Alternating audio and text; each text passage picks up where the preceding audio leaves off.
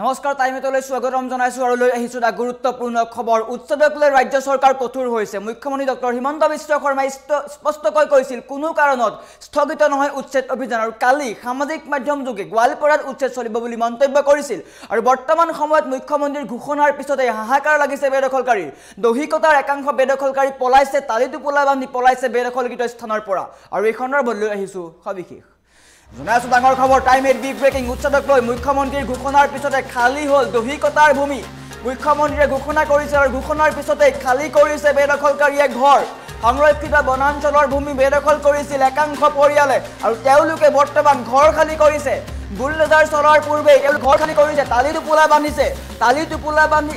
পলাইছে তাৰ পৰা কাইলৈ গোৱালপাৰাৰ দহিকতাৰ 1143 বিঘা ভূমিত চলিব সৰ্ববৃহৎ উচ্ছেদ অভিযান মুখ্যমন্ত্ৰীয়ে স্পষ্টকৈ ঘোষণা কৰিছিলে আৰু পুৱাই মুখ্যমন্ত্ৰীৰ ঘোষণাৰ পিছতে পুৱাই প্ৰশাসনৰ দলে প্ৰৱেশ কৰিছিলে দহিকতাত উচ্ছেদৰ প্ৰস্তুতিক লৈ স্থান পৰিদৰ্শন প্ৰশাসনৰ বিষয়াৰ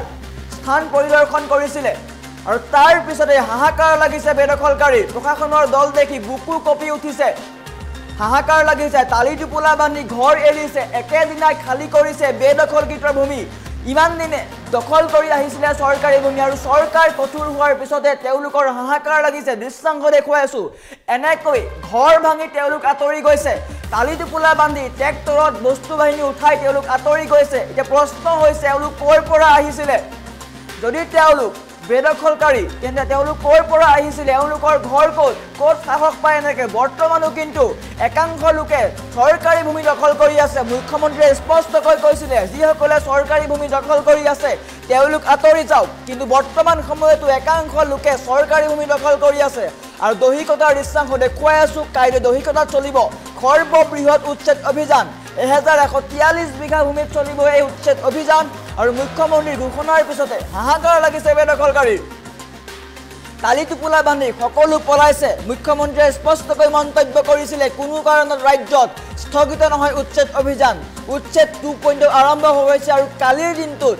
মুখ্যমন্ত্ৰীয়ে মন্তব্য কৰিছিল ঘোষণা কৰিছিল যে দহিকতাত চলিব সৰ্ববৃহৎ উচ্ছেদ অভিযান 1143 বিঘা ভূমিত চলিব এই সৰ্ববৃহৎ উচ্ছেদ অভিযান আৰু মুখ্যমন্ত্ৰীৰ ঘোষণাৰ পিছতেই পুৱাই প্ৰশাসনৰ দল উপস্থিত হৈছে প্ৰশাসনে একশ্যন আৰম্ভ কৰিব সাজু কৰা হৈছে বুলডোজাৰ চৰকাৰী হালধীয়া বুলডোজাৰ সাজু কৰি তোলা হৈছে জৰীপ কৰা হৈছে সকলো কৃপতাৰে কৰা হৈছে আৰু কাইলৈ পুৱাই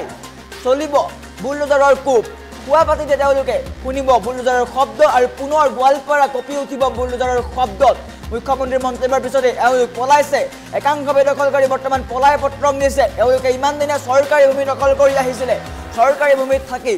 খেতি বাতি কৰি আহিছিলে নিজৰ বাসস্থান সাজিছিলে মুঠৰ ওপৰত তেওঁলোকে অসমীয়াৰ অস্তিত্ব অসমীয়াৰ অৰ্থনীতি গ্ৰাস কৰি আহিছিলে আৰু বৰ্তমান সময়ত ৰাজ্য চৰকাৰ কঠোৰ হৈছে প্ৰশাসন কোনো কাৰণত তেওঁলোকৰ লগত কম্প্ৰমাইজ কৰা নহ'ব দয়া নাই ক্ষমা নাই নীতিৰে আৰম্ভ কৰিছে উচ্ছেদ অভিযান কাইলৈ পুৱা 7 বজাৰ পৰা আৰম্ভ হ'ব এই উচ্ছেদ অভিযান পুৱা পাতি নেৰুতেই তেওঁলোকৰ ঘৰ ভাঙি দিয়া হ'ব কোনো ক্ষেত্ৰত কম্প্ৰমাইজ কৰা নহ'ব কিয়নো চৰকাৰী ভূমি দখল কৰি আহিছে এওঁলোকে চৰকাৰী বনাঞ্চল সংৰক্ষিত বনাঞ্চল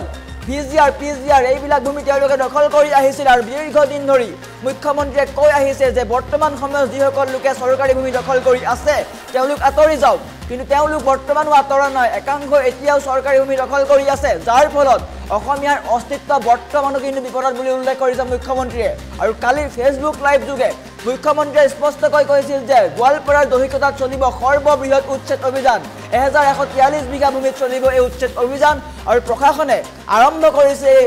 উচ্ছেদ অভিযান কাৰ্যসূচী পুৱাই উপস্থিত হৈছে প্ৰশাসনৰ দল পৰিদৰ্শন কৰিছে কেনেদৰে ক'ত কি উচ্ছেদ হ'ব ঠাই চিনাক্ত কৰিছে ক'ৰ পৰা আৰম্ভ হ'ব আৰু পুৱাই চলিব সৰ্ববৃহৎ উচ্ছেদ অভিযান ইতিমধ্যে একাংশ বেদখলকাৰী পলাইছে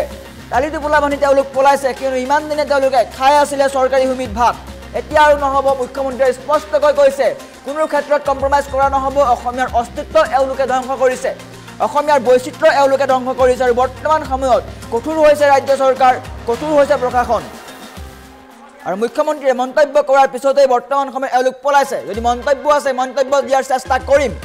বৰ্তমান সময়ত এওঁলোক পলাই পত্ৰং দিছে হাহাকাৰ লাগিছে বেদখলকাৰীৰ বহুতে ভাবিছিল উচ্ছেদ বন্ধ হৈ যাব নেকি হিমন্ত বিশ্ব শৰ্মাৰ ওপৰত আমি ইমান দবাও আনিছো, আমি তেওঁক মানসিকভাৱে ইমান ব্যতিব্যস্ত কৰি দিছো, উচ্ছেদ কৰাৰ তেওঁৰ আৰু সাহস নাথাকিব। চিন্তা কৰাটো ভুল নাছিল, নেপাল বনোৱাৰ ষড়যন্ত্ৰটোও ভুল নাছিল, কিন্তু আপোনালোকক মই জনাব খুজিছো